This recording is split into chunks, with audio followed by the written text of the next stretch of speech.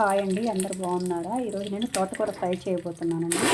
వాటికి కావాల్సినవి తోటకూర, గార్లిక్, ఆనియన్స్, టమాటో బాండి పెట్టుకున్నానండి. ఆయిల్ హీట్ ఎక్కింది. కొంచెం జీలకర్ర, ఆవాలు, కరివేపాకు, టమాటో, ఆనియన్స్ వేసుకోవాలండి.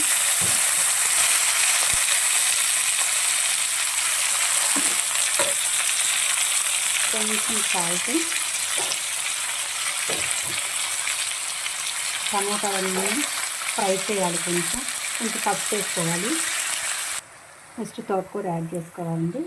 యాడ్ చేసుకున్న తర్వాత ఒక 10 నిమిషాలు మూత పెట్టి మగ్గాలండి. బాగా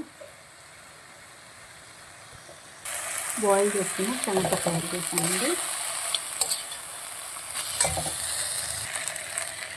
ఆల్రెడీ ఫ్రై అయిపోయిందండి. ఇంట్లో దంచిన వెల్లుల్లి, కారం వేసుకుని కొంచెం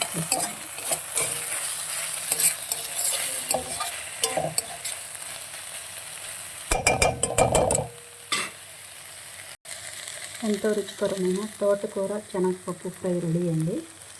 మీరు ఇలా ట్రై చేయండి, చాలా టేస్టీగా ఉంటుంది. వేడివేడి అన్నంలోకి తోటకూర శనగపప్పు ఫ్రై.